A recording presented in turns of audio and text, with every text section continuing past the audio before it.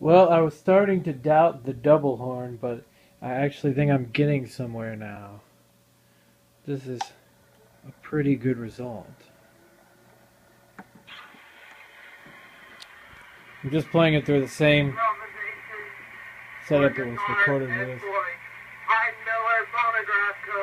1914.